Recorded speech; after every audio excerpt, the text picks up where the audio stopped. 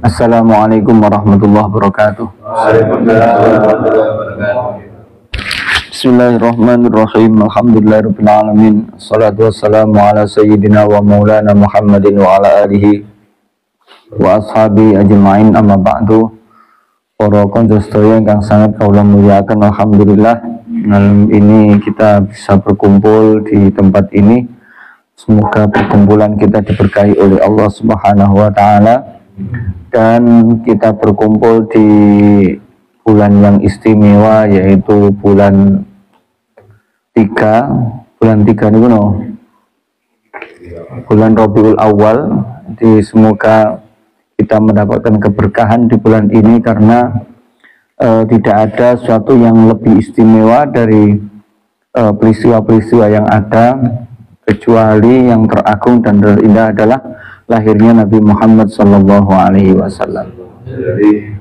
Dan bulan Rabiul Awal itu satu-satunya peristiwa, tidak ada peristiwa lain yang membersamai, yaitu kelahiran Nabi Muhammad. Kalau di bulan-bulan yang lain itu banyak barengannya yang diperingati, tapi khusus untuk Maulidur Rasul itu oleh Allah, kenapa kok ditaruh di bulan Rabiul Awal? Biar istiqlal, biar sendiri, biar tidak ada saingannya, ya. Jadi biar semua orang terfokus pada acara Maulidur Rasul Sallallahu Alaihi Wasallam. Jadi malam ini kula badhe macakno kitab napa niki Mausu'ah Yusufiyah berkaitan dengan Maulid. Bismillahirrahmanirrahim. Qala Allah Ta'ala wa ma arsalnaka illa rahmatan lil alamin. Wa qala sallallahu alaihi wasallam innama bu'ithu rahmatan walam ub'at la'anan. Di Allah menyampaikan dalam Al-Quran, wa ma arsalnaka illa rahmatan lil alamin. Tidaklah aku diutus wa ma arsalnaka, dan tidaklah aku mengutus engkau Muhammad illa rahmatan lil alamin, kecuali sebagai rahmat bagi seluruh alam. Jadi Nabi Muhammad itu disebut oleh Allah ketika diutus sebagai rahmat.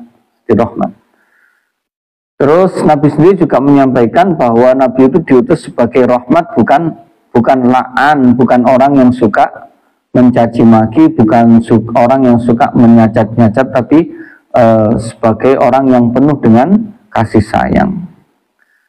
Terus Nabi sendiri juga menyatakan, innama ana rahmatun muhdah, bahwa saya itu adalah rahmat yang dihadiahkan. Jadi rahmat yang dihadiahkan oleh Allah kepada alam ini adalah Nabi Muhammad. Nah, Nabi Muhammad adalah rahmatun al-uzma, rahmat yang terbesar. Sehingga dengan adanya rahmat yang terbesar itu, Allah memerintahkan kepada kita untuk faroh, untuk berbahagia, untuk surur, untuk ikut bersukacita dengan dilahirkannya, dengan munculnya rahmat itu, dengan lahirnya rahmat itu, kita diperintahkan untuk berbahagia, untuk senang-senang. Iskonsum senang-senang. Jadi qul bi fadlillahi wa bi rahmatihi fa bidzalika falyafrahu. Katakanlah Muhammad, dengan fadlnya Allah, dengan rahmatnya Allah, maka dengan hal itu kamu bergembiralah. Jadi kita diperintahkan bergembira karena kita mendapatkan rahmat. Dua tengriki bi fadlillah wa bi rahmatihi. Dengan fadlnya Allah, dengan rahmatnya Allah, kita disuruh bergembira. Maka ini ada satu hal yang menarik, bahwa ada fadl, ada rahmat. Fadlnya Allah itu berupa Al-Quran, dan rahmatnya Allah itu berupa Nabi Muhammad. Jadi sebenarnya kalau kita bergembira dengan Al-Quran, kita bergembira dengan Maulidur Rasul, itu adalah satu paket secara berturut-turut disebutkan di dalam Al-Quran. Maka pas awal dewi nanti Maulid Nabi sekaligus dengan wisuda Quran. Nanti khotaman gandeng karo Maulid niku pas, karena dalilnya itu bi fadlillah wa bi rahmatihi. fadlnya Allah dan rahmatnya Allah dengan Al-Quran, dengan Nabi Muhammad. Jadi pas maulutan karo wisuda. Makanya kula sing memang kula pengen wisuda itu nanti wisuda Quran kita bandingkan dengan maulid biar pas dengan ayat niki. Yo niki yo disebut otak-atik matuk ya ora apa-apa. Katanya memang begitu. Biasa dalam Al-Quran itu menyebut sesuatu secara berturut-turut itu ada faedahnya, ada hikmahnya. Kayak ketika Allah menyebut tentang cara berwudu, wa idza qumtum ila sholati faghsilu wujuhakum dan seterusnya, itu kan berturut-turutnya, itu menunjukkan ada tartibnya. Terus kemudian faghsilu wujuhakum wa aydiyakum ila mirfaqain, di tangan sampai ke siku. Jadi makanya sunnahnya wudhu itu dari tangan sampai ke siku, bukan siku ke tangan. Itu jadi kalimat-kalimat begitu itu ada hikmahnya. Maka sunnahnya adalah dari tangan husret baru ke siku, karena bahasanya dalam Al-Quran faghsilu wa aydiyakum ilal mirfaqain, dua tangan sampai ke siku. Jadi makanya penyebutan itu ada hikmahnya. Maka kalau saya petik hikmah dari kenapa kalimatnya itu fadl dan rahmat, karena dalam satu ayat qul bi fadlillah bi rahmatihi, maka ini menjadi dasar kenapa kok saya suka khotaman Al-Quran itu bareng dengan acara maulid. Imam As-Suyuti menyatakan bahwa ayat ini menunjukkan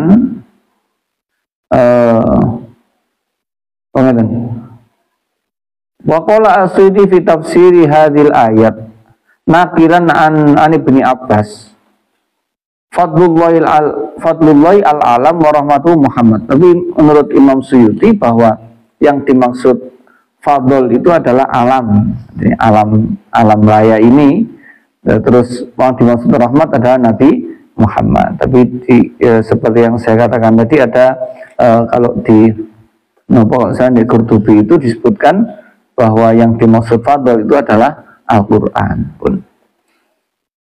Wa qala ta'ala aidan wa kullan naqussu 'alaika min amba'ir rusuli ma nusabbitu bihi fu'adak.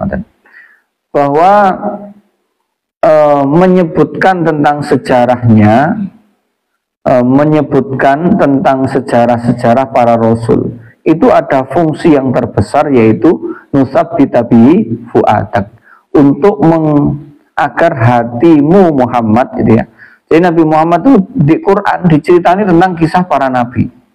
Nabi Musa kisahnya koyok ngono, Nabi Yusuf seperti itu, Nabi Nuh seperti itulah. Apa tujuan Allah menceritakan kisah-kisah itu kepada Nabi Muhammad? Linusabbita bihi fu'adak, agar hatinya Nabi Muhammad itu menjadi tenang, bahwa ketika Nabi Muhammad ono cobaan model ini, ono Nabi juga dicoba yang model ngono. Dicoba model ini, ada Nabi yang model kayak. Jadi para Nabi itu kisah-kisahnya itu tidak hanya Nabi Muhammad, semua Nabi itu ketika diceritakan itu membuat menjadi bahan bagi kita untuk bersikap di dalam kehidupan. Jadi banyak sekali kisah-kisah yang bisa diambil pelajaran dari kisah para Nabi. Yazharu min dzalika anal hikmah fi qasasi amba'ir rusuli alaihi wassalatu wassalam tasbita fu'adan nabi. Jadi kisah-kisah yang disebutkan di dalam Al-Quran itu untuk menenangkan hatinya Nabi. Wala syakka annana al-yaum nahtaju ila tasbiti afidatina. Maka tidak diragukan lagi bahwa hati kita itu saat ini itu lebih butuh kepada diberikan pencerahan. Nilai Kanjeng Nabi aja butuh, apalagi kita. Wong Kanjeng Nabi aja butuh pada kisah para nabi, apalagi kita. Wong Nabi itu hebatnya seperti itu, penolongnya sebegitu besar dan sebegitu banyak. Itu aja butuh penenang, apalagi kita. Nah, maka kalau kalau kita tidak butuh pada cerita-cerita Nabi itu, ya berarti hati kita bisa jadi ya sudah tenang. Tapi kadang-kadang ketenangan kita itu ya tenanan, ya. Jadi kayak ini, misalkan orang diberi penyakit, ya loromu sak piro ae deloken lorone Nabi Ayub. Nabi Ayub sakitnya sudah ada bandingan sampai hari ini. Terus misalkan orang melihat dia sendiri musuhnya besar, musuhnya banyak. Lihat Nabi Musa itu dewe musuhe rojo. Dia itu orang pinggiran, musuhe raja yang begitu hebat. Misalkan kita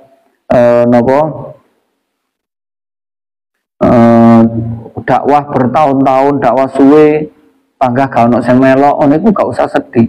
Nabi Nuh itu 80 tahun oleh wong 80. Ini kan, berarti kan banyak nabi-nabi yang kalau kita itu melakukan satu kewajiban itu nanti kalau kita mulai putus asa, itu deloken kisahnya para nabi.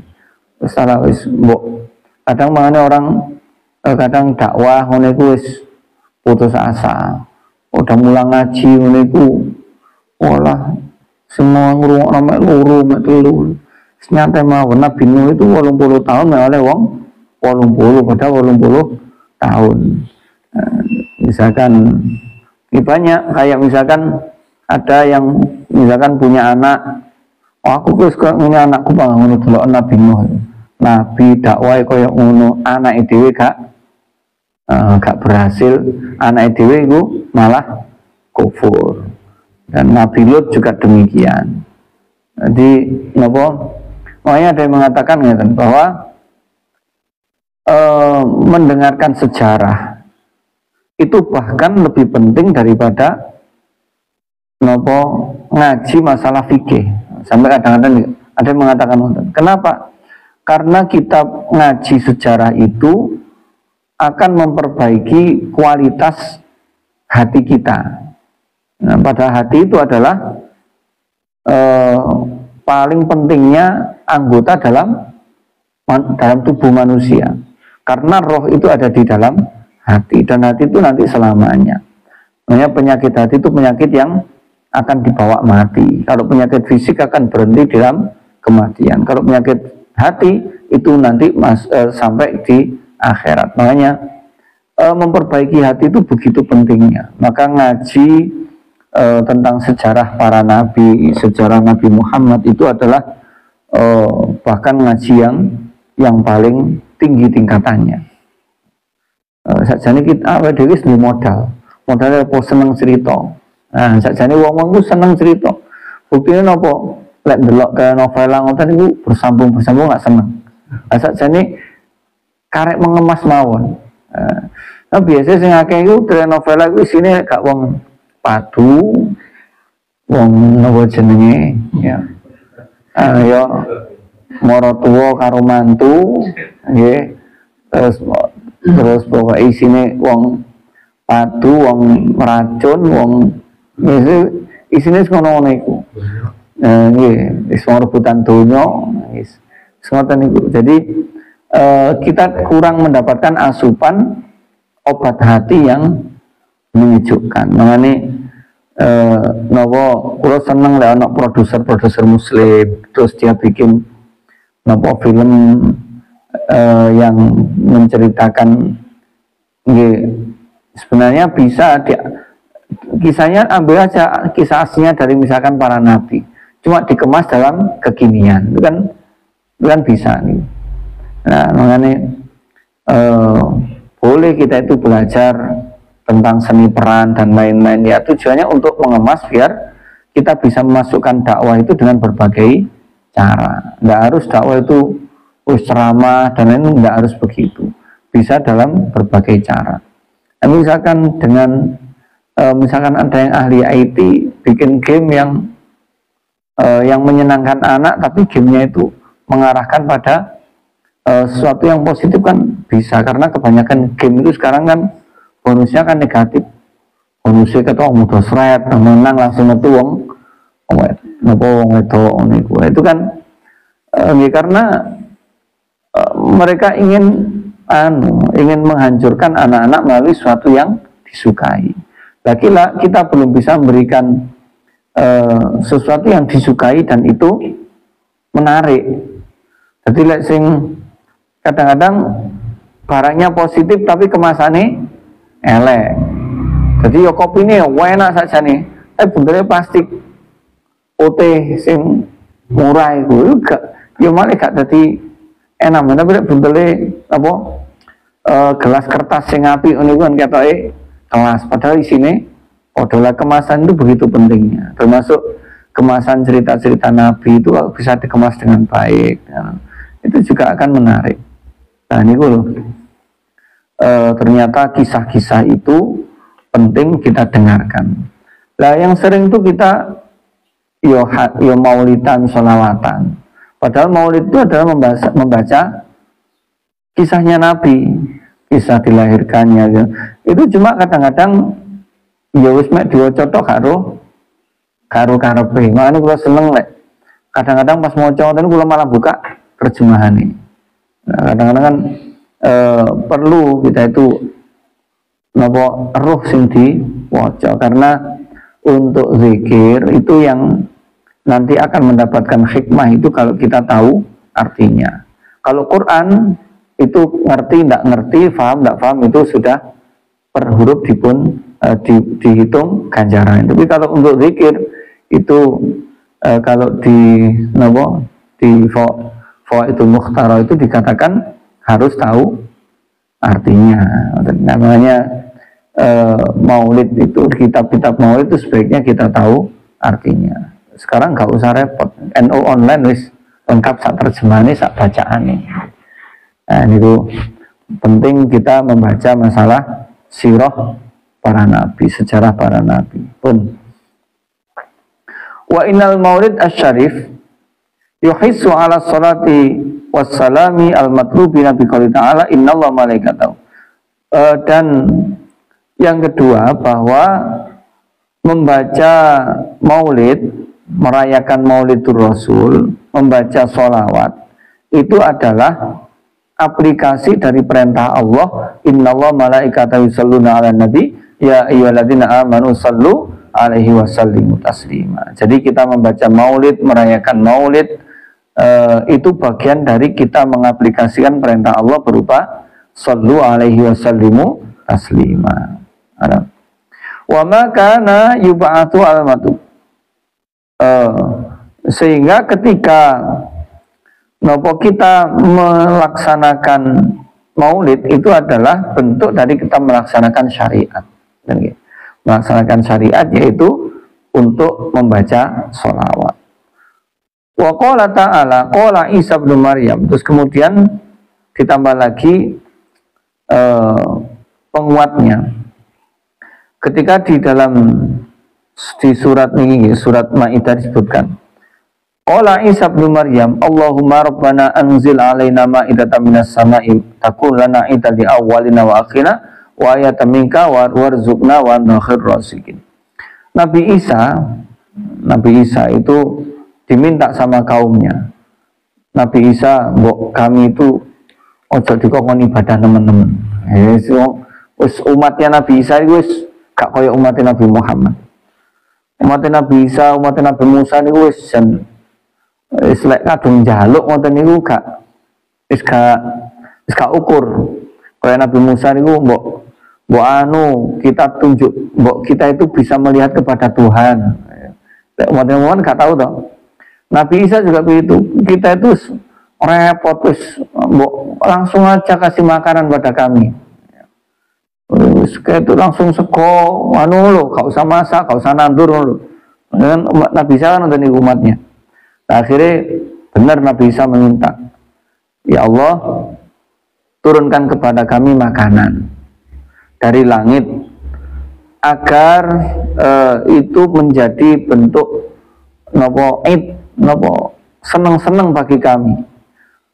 sebagai bentuk kesenangan bagi kami li awalina akhirnya, bagi orang-orang dulu dan orang-orang yang sekarang. Dan ini agar tampak bahwa engkau memang bisa loh menunjukkan kekuasaanmu. Wong-wong ben percaya nek jenengan iku wonten. Ayo. Jenengan itu bukti nek wonten iku lek kene njaluk panganan ya mudhun panganan. Jadi tanda-tandane jenengan itu lho ben wong-wong percaya. Turunkan pada kami. Warzuqna wa anta khairur raziqin. Akhirnya napa? Fanuzulul maidah. Akhirnya diturunkan betul oleh Allah. Nah, turunnya makanan itu bentuk bentuk nopo rasa bahagia penduduk bumi. Itu menunjukkan nopo senengi wong itu dengan adanya makanan-makanan tadi. Bentuk wong itu lek seneng-seneng yo ono panganane. Mangan lek maulid iku yo kudu ono panganane. Jadi lek maca maulid marono mek wedang tok yo kurang. Soalnya dalil iku ono maidatan ya ono panganan.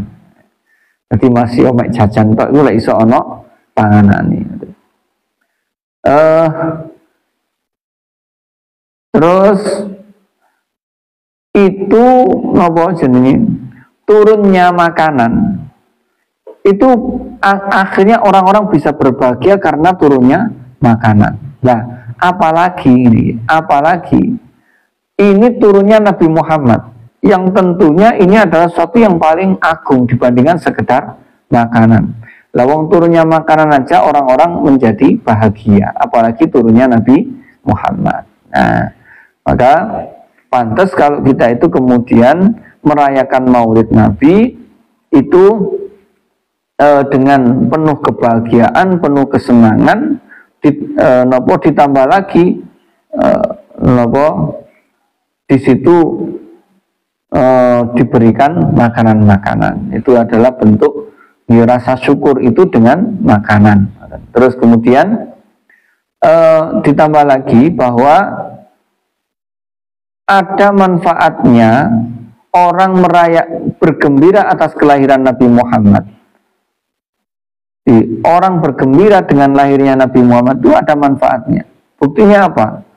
Buktinya orang kafir yang bahagia dengan lahirnya Nabi Muhammad itu dia mendapatkan manfaat, mendapatkan kayak Abu Lahab itu yang sudah jelas disebutkan dalam Al-Quran, dia itu orang yang terlaknat. Tabbat yada Abi Lahabi wa tab. Nabi Abu Lahab itu benar-benar terlaknat. Itu aja ketika hari Senin itu siksanya diringankan oleh Allah gara-gara dia memerdekakan Suwaibah. Jadi Suwaibah itu ketika budaya Abu Lahab.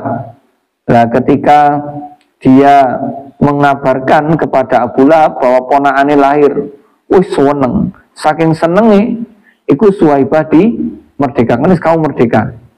Nah, gara-gara itu Suwaibah itu akhirnya diringankan siksanya setiap hari Senin. Nah, lah apalagi kita sing wong Muslim, wong kafir aja dapat manfaat gara-gara dia berbahagia dengan kelahiran Nabi Muhammad. Apalagi kita yang orang Muslim tentunya ya pasti lebih mendapatkan kabar gembira daripada orang kafir.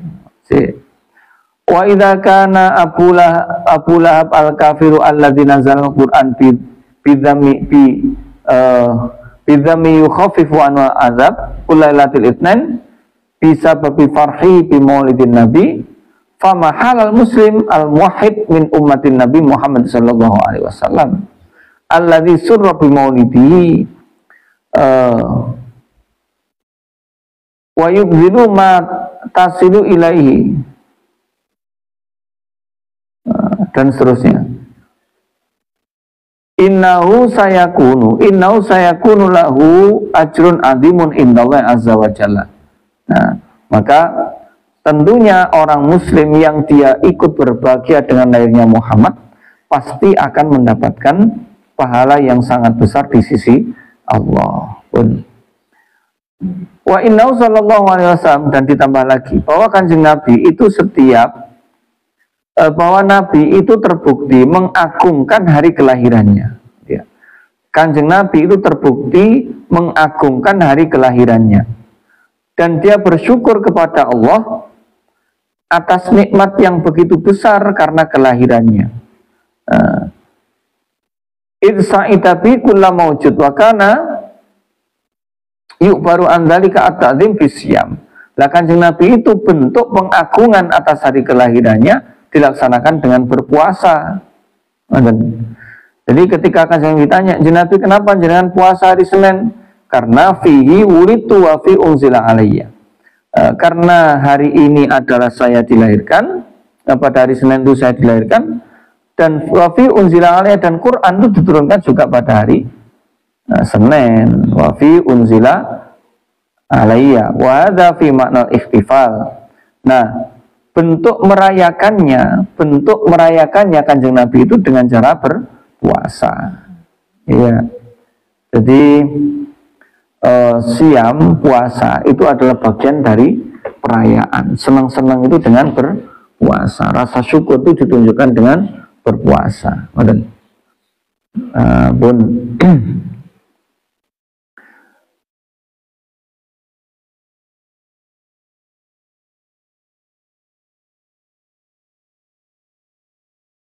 Waqad as-sala an-nabi hadhil qaidah bi nafsi kama sahha fil hadits anna sallallahu alaihi wasallam lamma wasala ila Madinah. Jadi Kanjeng Nabi itu membuat satu kaidah bahwa ketika Kanjeng Nabi itu sampai di Madinah melihat orang-orang Yahudi itu berpuasa pada hari Asyura, maka Nabi bertanya kepada mereka, kenapa kok kalian berpuasa? Karena pada hari ini Nabi Musa itu diselamatkan dari Fir'aun. Akhirnya bentuk syukur mereka melaksanakan berpuasa. Nah, nahnu aula bi Musa minkum fasoma wa amara bisyamihi. Nah, kami lebih pantas merayakan kemenangan Fir'aun daripada kalian, karena kami itu lebih pantas menjadi umatnya. Ya Allah, kemenangan Musa atas Fir'aun, kami lebih pantas merayakan kemenangan Musa itu daripada kalian, karena kami itu lebih mengikuti syariatnya Nabi Musa daripada kalian yang sering melawan Nabi Musa. Jadi bentuk rasa syukurnya Nabi Muhammad itu ditunjukkan dengan berpuasa. Ini kaidah ini berasal dari seperti ketika orang-orang Yahudi itu merayakan kemenangan Nabi Musa dengan cara juga berpuasa. Nah, jadi memang sedikit berbeda kita dengan Nabi Muhammad itu. Ya bedanya titik.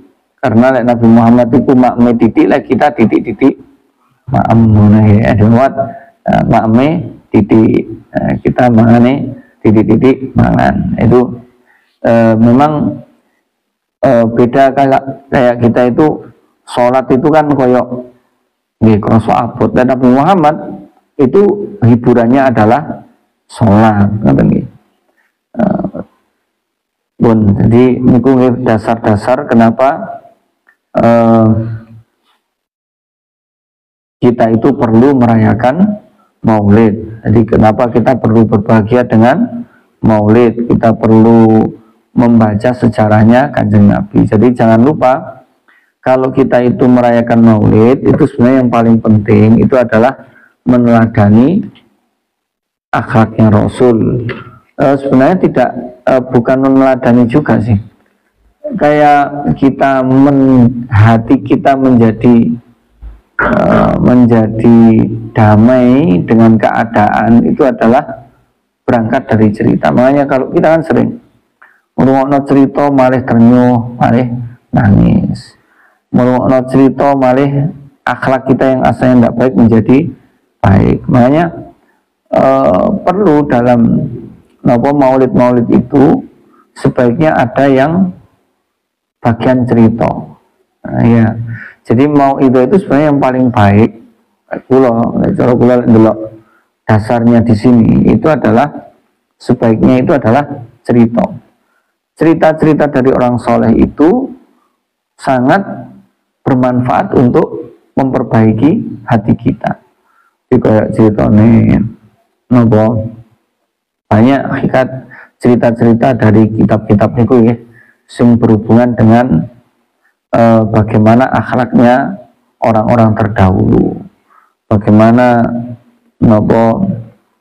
kisah mereka itu menjauhi dari gemerlapnya dunia, bagaimana kisah mereka ketika menghadapi orang-orang yang maksiat dan seterusnya. Dan itu perlu jadi pelajaran. Sebaiknya kita itu banyak mendengar kisah-kisah orang solih. Nah, sesekali kita itu delok buka HP, kita cari cerita para wali ngoten niku nggih. Delok ceritane Junaid Al-Baghdadi, ceritanya itu banyak sekali dan itu seringkali lebih bermanfaat untuk perilaku kita. Yang paling sering itu. Nah, kemudian ya, Al-Fatihah. A'udzu billahi minasy syaithanir rajim. Bismillahirrahmanirrahim. Alhamdulillahi rabbil alamin. Ar-Rahmanir Rahim. Maliki yaumiddin. Iyyaka na'budu wa iyyaka nasta'in. Ihdinas siratal mustaqim.